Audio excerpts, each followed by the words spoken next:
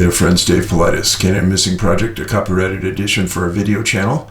This is Huck TV, the network of Missing 411 News and the CanAm Missing Project. And there is Miss Huck right now. She's had a big day. She was demanding. She's giving me side eye right now. Right, Huck? Okay, Dad. Well, we have a big show for you today, and we've got a lot to get to. So let's stop talking and start working. Otherwise, Huck is going to get all torqued. Thanks for being here, folks. You are appreciated. And you're going to find this a very interesting show. I promise. And it's going to involve my latest movie, The UFO Connection. And you're going to see how that's all going to come together. But rather than talking about our third movie, let's talk about our next movie. Yeah, most of you have heard, but some of you haven't, that on Kickstarter.com, K-I-C-K, starter, STARTER.com. At the top bar right there, just type in Missing 411 National Parks.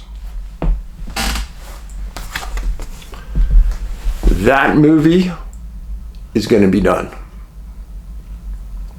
And we're trying to fund for it right now. And you can help. All different levels, from the poor like me to the wealthy that are out there. Now, I got some questions. Dave, why are you crowdfunding? Your movies have done really good. Well, that's probably from a new person who hasn't been around. But this last movie did really well. Oh, yeah. And the company we were with when we did the movie was called 1091 Productions. That company was sold to Chicken Soup for the Soul Entertainment the first month that we were released. And Chicken Soup for the Soul Entertainment did to us what they did to 300 other producers. They didn't pay us for our royalties. Turns out that when they bought 1091, they did it strategically. They knew that 1091 and all of their movie collection were getting big royalties. And 1091 could use those and Chicken Soup for the Soul Entertainment could use those royalties to keep their company alive for another year. And that company lived off our royalties and didn't pay us. Though there was a lot of extremely ticked off people. But I could see the direction that we were going with this. And people inside, attorneys said, Dave, the only people that ever get their money out of anything in bankruptcies are the attorneys. And if your films are inside of Chicken Soup, when they go bankrupt, you may not get those films and you may not get those rights back for decades. So I called the CEO up of Chicken Soup. I got him on the phone. His name is Bill. And I explained to Bill that he's killing me. And he's killing people that worked on that movie, and we're going to do a percentage of it.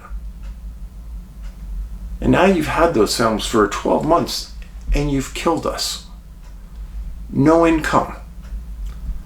I used the movie income to make the next movie. That's why the last two movies I didn't come to you for asking for money, because I had the money from the previous films. This one, I poured my heart and soul into it. And Chicken Soup took it all. Eventually I got the movies back, and I got them back up. It's pennies on the dollar at that point. You make 80% of your revenue from your movies that first year, and they got it all. They got it all. So, I'm coming back to you for the second time in 8 years, asking you to help me fund this film. I also need sponsors. For a couple of my movies, I had Arc'teryx clothing manufacturer as a sponsor. Somebody asked, well, is Under Armour a sponsor? No, they are not. I wish they were. But we need some big sponsors, some outdoor sponsors. And I hope we get them. And you guys contributing would really help. The first 3 days here have been stupendous. People have been coming out and helping in a big way, and I greatly appreciate it. Again, Kickstarter.com, Missing 411 National Parks. People said, oh, Dave, that'd be a great patch and a great sticker. In the process, folks. In the process. And I agree, that'd be a good idea. And I want to say thank you. That was done by a great friend of mine named Martin Pippin. Marty is a great guy, and he is actually in charge of the Bigfoot Caribbean cruise. Yeah, Marty. He's a graphic artist, does great work. If you need work done, please go to him. But anyhow, that's my Kickstarter pitch. These movies are super expensive to make. I don't take a salary when I'm doing it. I go poor. I dedicate my heart and soul. The money goes towards director, videographer, sound person, colorization, sound, graphics, special effects. Things are super expensive. And if you want to make a top flight documentary, you need the money. And I've always budgeted myself pretty well on these movies, and I've got a crew ready to go. As soon as that funding's there, we're on. So please help us if you can. And there's tiers that you can donate on for everybody. Please check it out. Now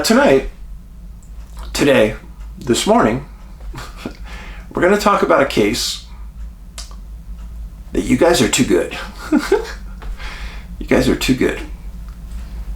And I'll explain that more in a minute. But the setup for this, I'm going to set it up. North Carolina ranks number 36 out of 50 states for UFO sightings.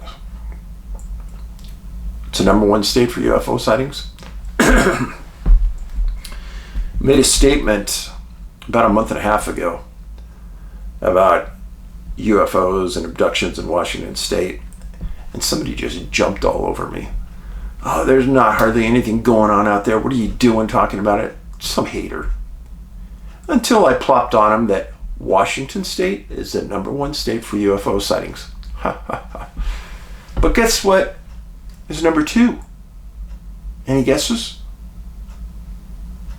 Yeah, Dave's state, Montana. Believe that? Number three is Alaska. Now, I've always stated, and I'll continue to always state, that UFOs hide in water. And when they go from UFOs into water, they turn into USOs. From 2013 to 2014, there were 8 aerial hazard reports filed by U.S. Navy fighter pilots off the coast of Virginia and North Carolina. Did you know that? Now, originally, the first UFO fighter pilot report came off of Southern California off the Baja coast when the NABS fighter group, their pilots, encountered one. And then silently, the same fighter pilots from a different fighter group were reporting them off of North Carolina and Virginia, but it wasn't getting the press. Now it is. This flying F-18s were on training missions in March of 2018. And they had 4 separate encounters off North Carolina at 20,000 feet. Some of the pilots described the UFOs as drone-like. Yeah. Now, these have been going on for a long time, folks. And now the atmosphere, the political whims are such that pilots are comfortable enough to talk about this. In years past, they never wanted to even report it because they thought that'd be the end of their career. Now they can. Now, the Atlantic Ocean, where these incidents happen, are fed by what? Freshwater rivers, right? Rain and freshwater rivers. Now, the easiest way for a UFO to maneuver its way through the U.S. without being seen would be underwater. Yeah. The U.S. Navy has documented USOs traveling at blistering speeds underwater, speeding past submarines. So you got to ask yourself, why would a UFO want to be seen versus being stealthy? Right? Think about it. If they could be not seen and nobody knows where they're going, you'd think they'd choose that. And then if they had the ability to maintain and stay underwater, wouldn't they do that? And I've told you before that in the UFO connection, giant aquifers in the state are definitely a connection to this. I'm the first person that's ever said that, but it was obvious and I thought I better say it. Now, what's important here is what's the connection between the Atlantic and what we're going to talk about today? Well, right now would be a good time to pause this, get up and get a hot chocolate, get some juice, get your almond croissant, your cinnamon roll, put your feet up, lay down like Huck, and get ready for a good one. Okay, I'm back. Now, from where the Cape Fear River flows into the Atlantic until it's upstream to Fayetteville, who we just talked about a couple days ago, it's about 90 miles. This is important. Here's the area where the fighter pilots were seeing strange things. Here's the mouth of the Cape Fear River, and that's the route to Fayetteville.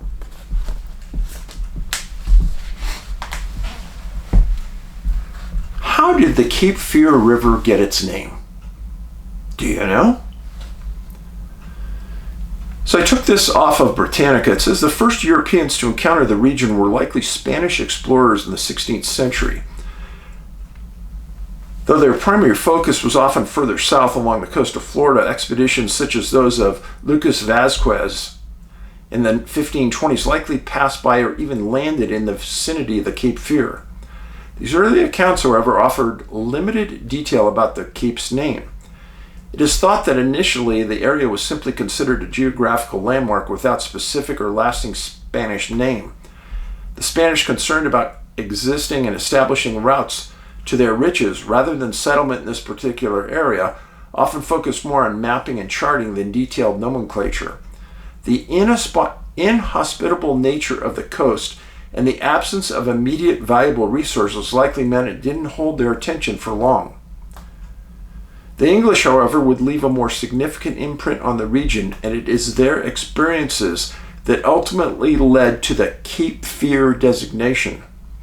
By the late 16th and early 17th centuries, English explorers and privateers, driven by a desire for wealth and colonial expansion, began venturing into the same waters.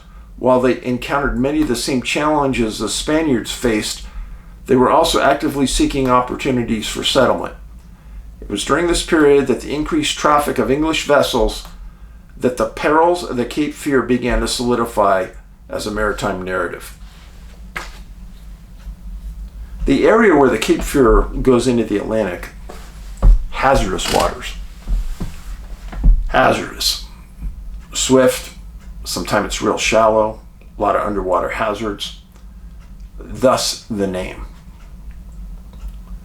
Now remember the story I just posted one prior to this. I know you guys have questionable memories, but I'll help you. A man disappeared named Clint Bonnell, 50 years old, missing January 27th, 2025. He was attending PA school in Fayetteville. Remember this? His home backed up very close to the Cape Fear River. Now, I was planning on doing this case as a follow-up to Clint's case. But you guys are too fast. Many of you have asked, well, how does a sergeant in the Green Berets disappear? Well, that is an exceptional question. And I ask you, because I told you before, but I'll say it again.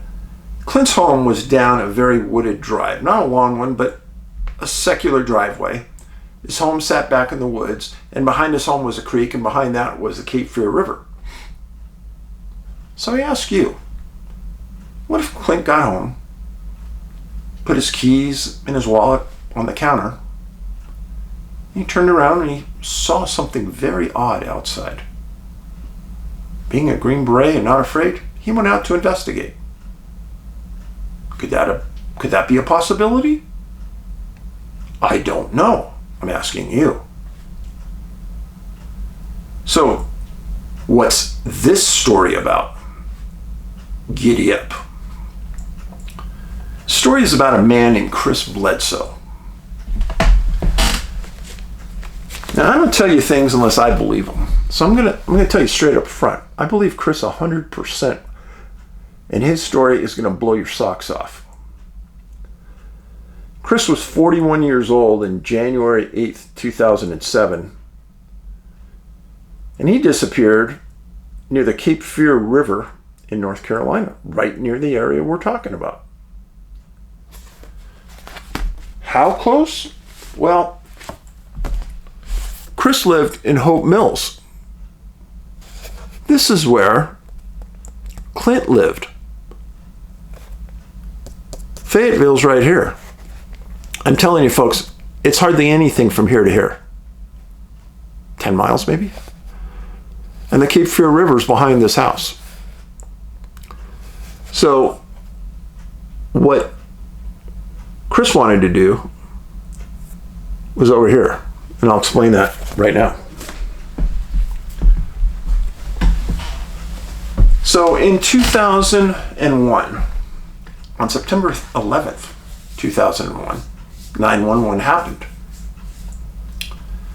The world changed for many people. I can remember waking up and turning on the TV and being stunned. And I immediately got on the phone to one of my best buddies and I said, "Are you watching this?" And he said, "Yeah, I can't believe it." Well, at that time, Chris Bledsoe had a thriving home construction business.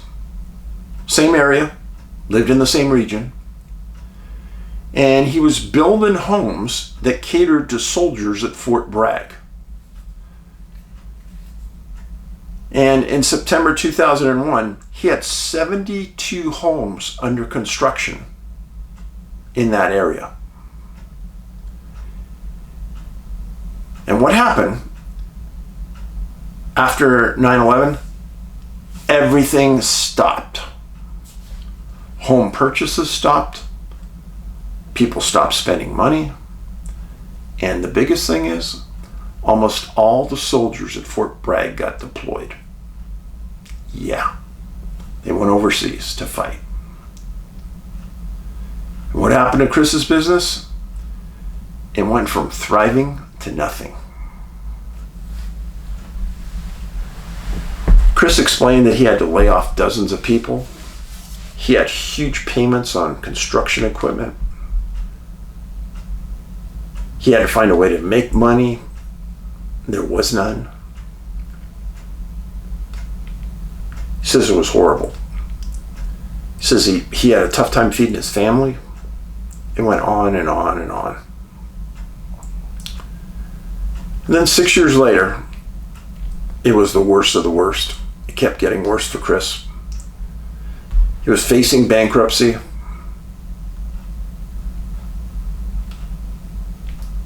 He didn't even have the money to pay for his food. And he was going fishing a lot. On January 8th, 2007, Chris and his son and 3 friends from his work all decided to take a day together fishing at the Cape Fear River in a fishing hole. Doesn't cost anything to fish, really. Hang out with your buddies. Give each of you a lot of moral support. Keep it upbeat. You know what I'm talking about. Well, everybody walked into the fishing hole, sat down, got settled. And then Chris took off, went into the thick North Carolina woods. He stated that he walked quite a distance, and he came to a small hill about 40 feet tall. And he said he thought he may take his life at this point. He had reached the bottom of the barrel, and he screamed out loud, "Whoever is up there," screaming, looking up into the sky, "Whoever is up there, help me."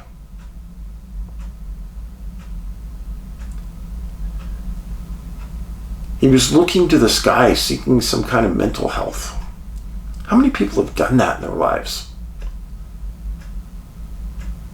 He later said that he never expected what happened next.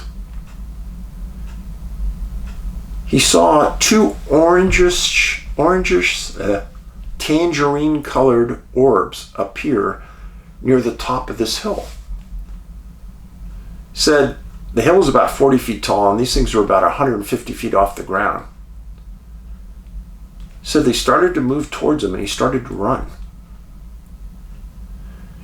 And then as he slowed down, he looked up, and right up above him was an orb that looked like a red fireball. He couldn't believe it. He asked for a response. He got a response. When he eventually got back to the fishing hole, his friends were all frantic. They said, "You've been gone. Where have you been? You've been gone all night." And Chris said it seemed to him like he'd been gone only 20 minutes. But the real thing was that Chris's son had left a long time earlier looking for him in the woods. His son finally came back and was mentally crushed. "Dad, where'd you go? Why'd you leave me? I've been worried sick about you."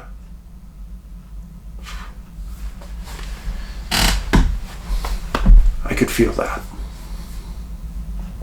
I could feel that. The group made their way back to the car, and Chris and his son went home. Chris stated that almost every night since that January 8th incident, the orbs could be seen at his house.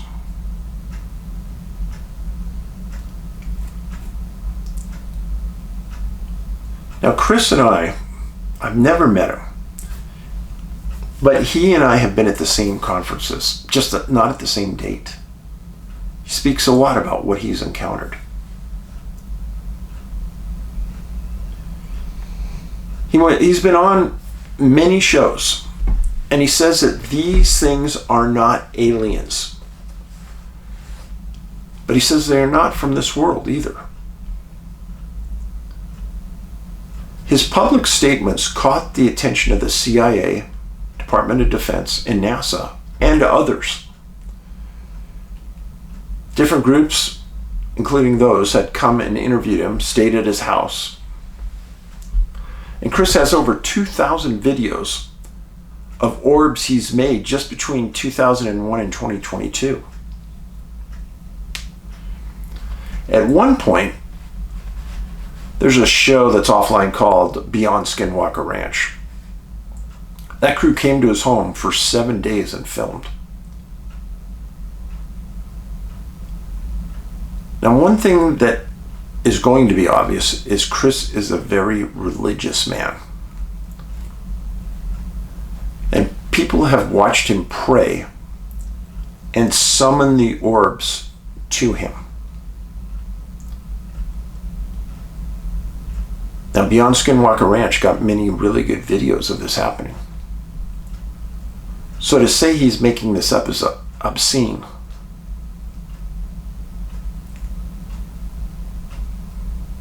But what's happening? Why are they coming when he summons them? What are they trying to do? What's the relationship here? Why him? Oh, but it's not only him that can do this.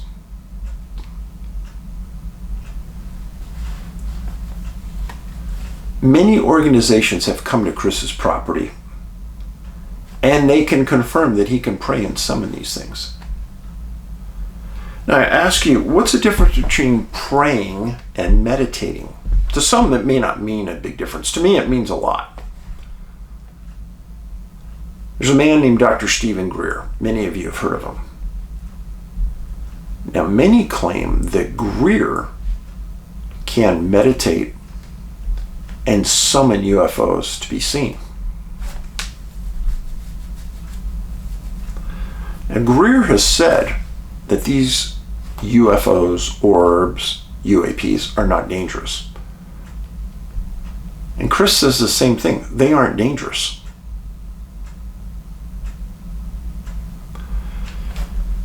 Now, Chris got studied by a neuroscientist.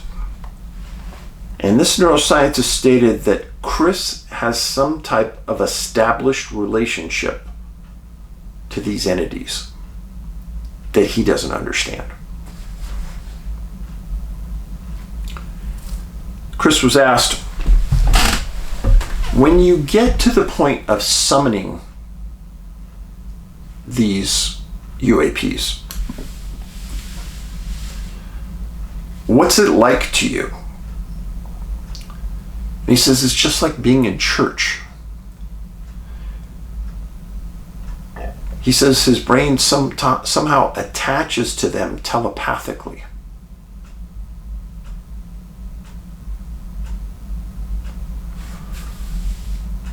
So how can he do that? You know, in the old days, people who said that they had alien encounters in their bedroom or things like this, they were scanned and they would be found to have implants on them. So my question would be, does Chris have some type of implant on him?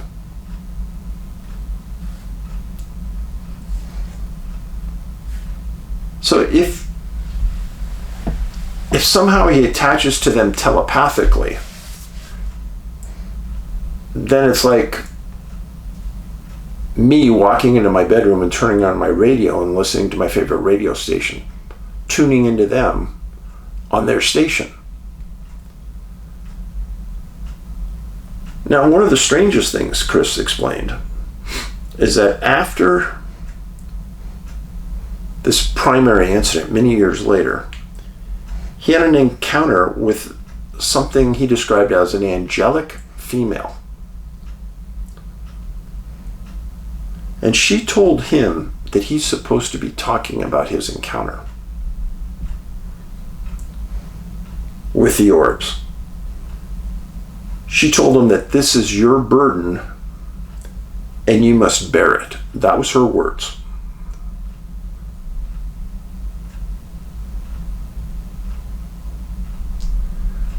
So if she is part of them, why would they burden him with this? Was it his burden because they helped save his life from maybe him taking his life? I don't know.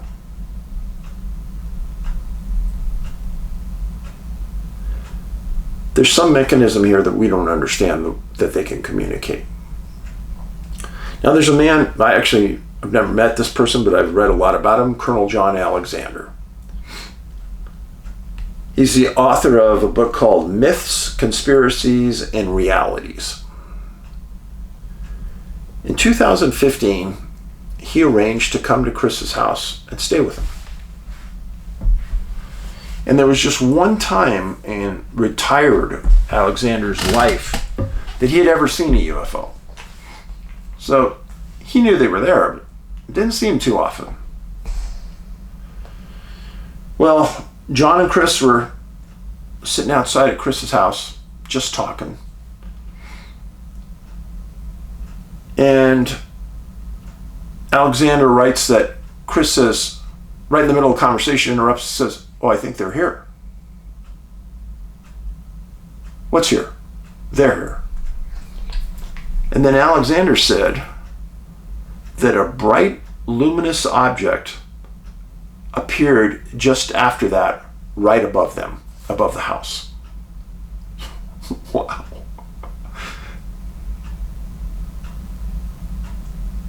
He said it stayed there long enough that they could both see it. They both commented about it. And then Alexander said it just took off like a flash. Whew.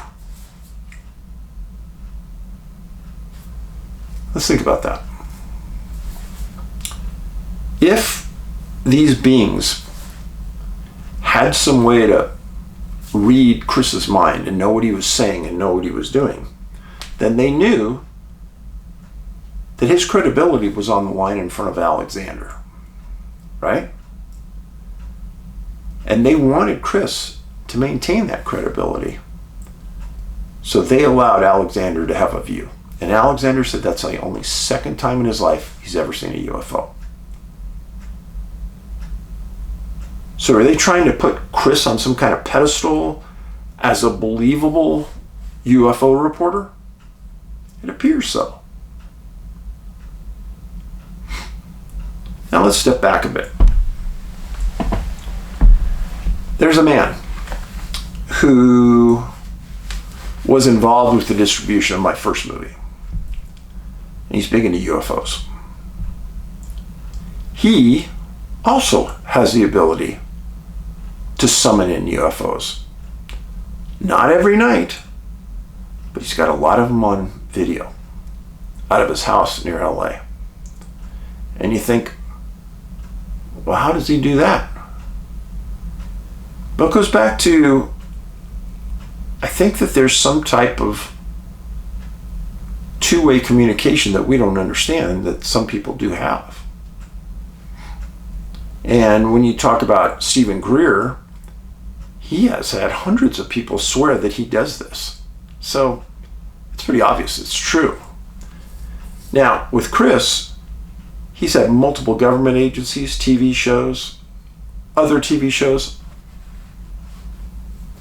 all confirm that he does what he says he's going to do.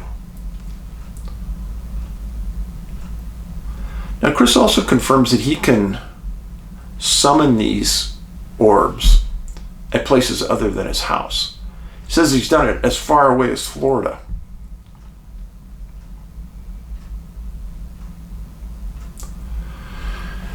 Now, let's think about the criteria for missing 411. All right. So Chris was at the Cape Fear River with his friends. And he's going to go take a walk in the woods by himself. Bingo. Point of separation. Right? Number 2. Water. They were on the Cape Fear River. Number 3. No memory of what happened for the whole night when he was gone. He thought he was only gone 20 minutes.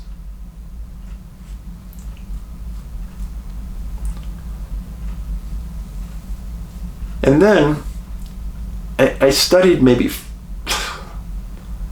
8 or 9 or 10 long articles about Chris before I wrote this up. Remember when I've told you that people who fall into that 411 criteria have some kind of disease or health condition that nobody really knows about? Chris did have one when this happened. He said that he had a bad case of Crohn's disease. That's an inflammatory bowel disease that causes inflammation in the digestive tract. Friends, I'm not making this stuff up. I'm telling you the truth. And just like the 3-letter agencies that visited Skinwalker Ranch, they also visited Chris's house.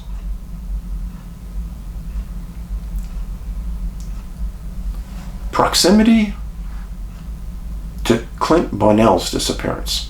You just can't shake that. And then I have this question. Did the orbs save Chris's life? Now, Chris didn't say that he had mind speak or that they tried to implant any thoughts. But did they know that their mere appearance would sidetrack his mind and get him off of his depression and get him onto something else?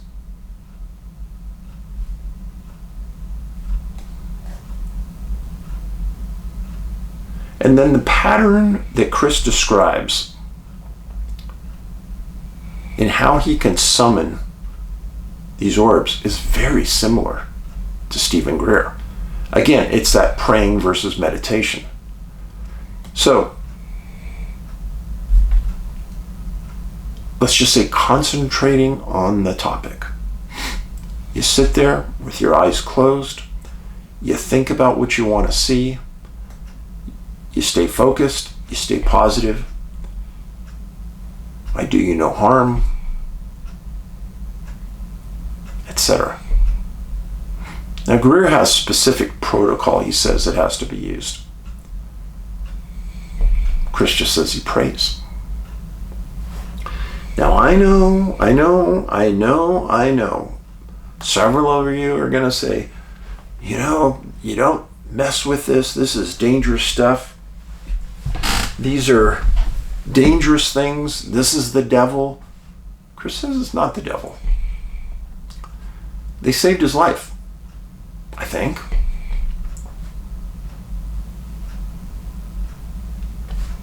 So could you say it's the devil? Stephen Greer adamantly says that these are good. They aren't bad. Okay. So others of you have said, well, psychics, you don't ever deal with psychics because that touches the realm of devil and etc.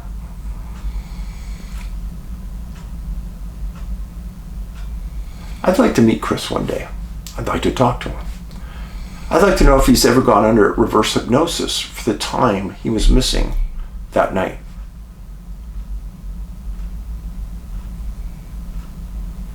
And then I'd like to also interview each of his family members to understand if they have ever had issues, encounters. There's been rumors that his son did have an encounter that night that Chris went missing.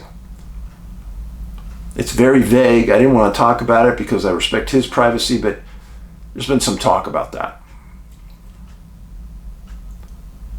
But what I really like is that Chris has rebounded in life. He's found a new calling. He's gotten out of the doldrums of being bankrupt. He just seems like a different person now. And it's hard to find negativity with that. But many of you told me about this case. It's funny. I'm sitting at my desk putting the final touches to this presentation, and like 3 or 4 of you are rolling in. Dave, you talked about the Cape Fear River. Did you know about this case? Yeah. Thanks. I appreciate it. And I'll say it again. If you guys know about a case that you think is 411 related, I don't care where in the world it is. As long as I can get some documentation on it, I'll look into it. I'll have my other friends look into it. My team will go through it. I promise. So, and if you have a friend or family member that has disappeared, it's important that you, as that family member, get the original missing person report on that incident. You can get it as a family, but you need to get it.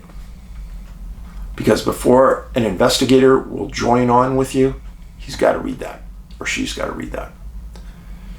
In the meantime, you've heard little Snow White down here snoring and making noise. And she's such a good dog.